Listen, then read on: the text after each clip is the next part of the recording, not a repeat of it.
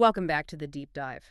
Today we are jumping into a really fascinating set of source materials focused on, well, one of the most vital and, let's be honest, often overlooked life skills, financial education at home. Yeah, and the sources for this are really interesting. It's all centered on the expert presentations from the foundation of FMCC's fifth Friday Speaker Series. Exactly.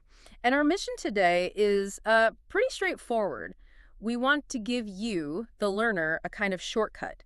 We're going to distill the absolute core knowledge areas from K-12 all the way through college and what the experts really think about how to teach this stuff. And, we have to start where the sources start. They immediately frame this in a really powerful way. They don't call it an elective or a nice to have. They call financial literacy the hidden curriculum. The hidden curriculum, I like that. It's perfect, right? Yeah. It's all this knowledge that is absolutely essential for every single household, but it's the stuff that students they don't get in a consistent way in school. It's the stuff the world just assumes you know, but nobody ever actually sits you down and teaches you. Right. And the source context makes it clear why this is so urgent right now. It talks about families, wrestling with rising education costs, student debt, The student debt crisis, yeah. and just general economic uncertainty. I mean, without these skills, it is an incredibly tough landscape to navigate. Yeah. So the experts at this forum, they saw this gap as a really immediate practical problem. Okay, so let's unpack this then. If we all agree financial education is essential, what exactly does that toolkit look like according to the panelists? I mean, finance is huge. It is, but they kept it very, very practical. They defined 5 core pillars, and the first one is, well, it's the one you'd expect, budgeting. Right. Creating a spending plan. Income versus outflow, the basics. Exactly, knowing where your money is actually going. But what they emphasized, and this is key, is that it's not just about tracking expenses. Because everyone knows they should budget, but actually doing it is the hard part. That's it. So they talked about different approaches for different life stages. Like for a high schooler with a part-time job, something simple like the 50-30-20 rule might be perfect. 50% for needs, 30 for wants, 20 for savings. Got it. But then a college student who's dealing with tuition bills and rent, they might need something a little more robust, like zero-based budgeting, where you give every single dollar a job. The goal is always control. That makes a lot of sense. Sure. Okay, so after budgeting, what's pillar number 2? Saving. And again, it seems obvious, but they added some real nuance. They really distinguished between short-term saving, like for a concert, and long-term saving. And they hammered home this idea of teaching delayed gratification, especially for the younger kids. So it's not just put money aside, it's put money aside for this specific thing. Precisely. It gives the saving a purpose. Yep. And they also said that teaching automated saving, setting up that automatic transfer is just crucial. It takes the temptation right out of the equation. Okay, pillar 3. This is where I think a lot of people's eyes start to glaze over.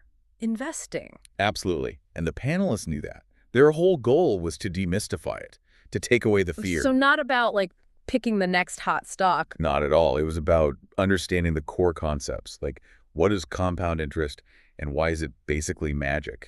What's the real difference between a stock and a mutual fund? And just starting early. Even with tiny amounts, the focus was on building wealth slowly, passively over decades. Okay, so budgeting, saving, investing. The last 2 pillars. You said they address the big pain points for families right now? Oh, yeah.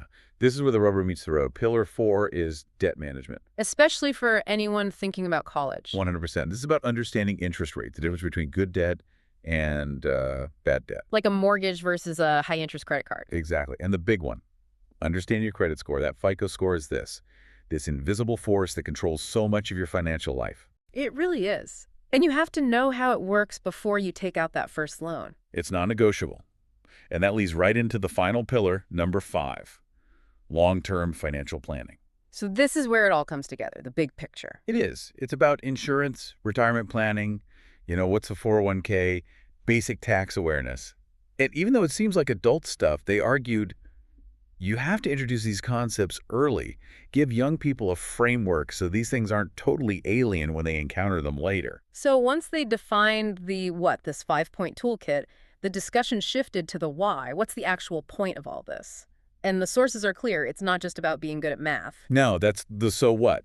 The purpose isn't just to balance a checkbook, it's empowerment.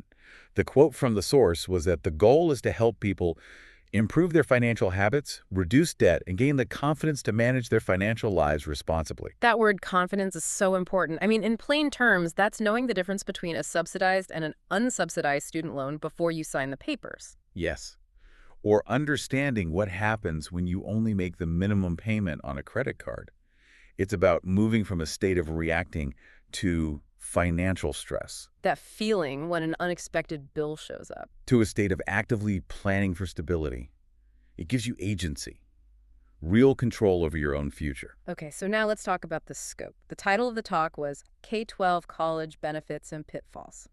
That's a huge age range. It's a massive developmental journey, and they were really clear that you can't teach a 7-year-old the same way you teach a 19-year-old. Let's break that down. For the K-12 crowd, especially the younger kids, what was the main focus? It was all about foundational habits. Yeah. Super simple stuff. The concept of earning money through chores, the idea that if you spend your allowance on this, you can't spend it on that opportunity cost. Just building those basic mental muscles. Exactly. And establishing delayed gratification. The big pitfall for that age is just instant spending. Not getting that money is a finite resource. Okay, so then what's the major shift when we get to the college-age student? The stakes get a lot higher, I imagine. The shift is radical. You go from managing, maybe $20 of allowance to potentially managing tens of thousands of dollars in loans and living expenses. Wow. So the focus moves to these huge, complex decisions. Understanding how interest accrues on a loan, really evaluating a financial aid package, building a credit history the right way. And avoiding all the predatory credit card offers they throw at you on campus. Yes. The pitfalls they become potentially life-altering. A pitfall for a 16-year-old is blowing their paycheck on video games. A pitfall for a 20-year-old is taking on an unsustainable amount of private student debt that could follow them for decades. That is such a critical distinction. The core ideas are the same: debt management, budgeting. But the way you teach them has to be completely different. It's a scaffolding approach. You build the simple, strong habits early so that when the huge, complex financial decisions hit later, the student has the framework and the confidence to actually ask the right questions instead of just signing on the dotted line. And here's where it gets really interesting for me. Mm-hmm. The caliber of the experts themselves. The sources are very specific about who these three speakers were, and it's this blend of academic rigor and real-world in-the-trenches teaching experience. That mix is everything. You need the person who knows the technical details inside and out, but you also need the person who knows how to make a teenager actually listen. Right. So first up, we had Larry Zuckerman, and his credentials are just wow. He's a CPA, has a master's in taxation, and he's a CFEI. And that CFEI is the key one here, right? Certified Financial Education Instructor. It means he doesn't just know the stuff, he specializes in how to teach the stuff. Exactly. Then you have Charlene Dybus, also a CFEI, and an assistant professor at FMCC. So you have this really strong collegiate academic foundation. But the third panelist is the one who really grounds the whole discussion. Christina DeLuca. She's the business education teacher and a curriculum leader at Amsterdam High School. She's the one connecting all this theory to the reality of a high school classroom.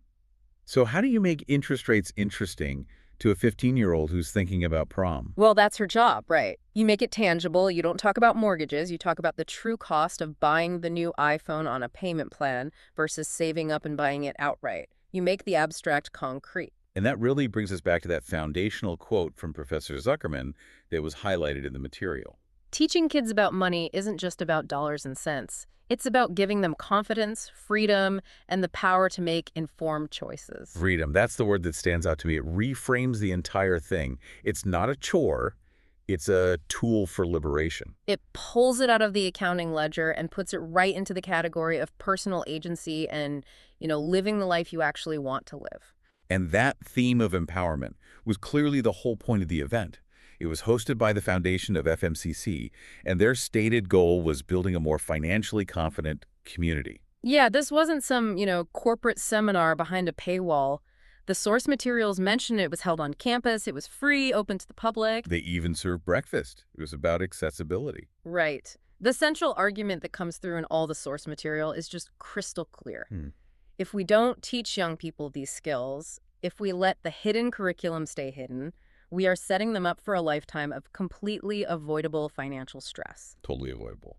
So what does this all mean for you, the learner?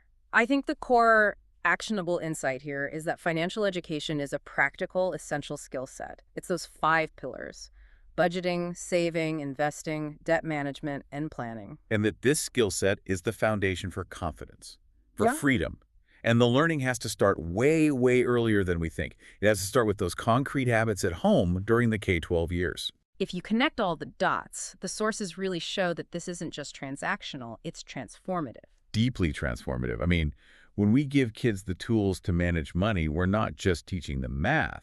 We're lowering their future stress levels. We're improving their long-term economic security. We're turning this hidden curriculum from a personal burden into a shared responsibility. Absolutely.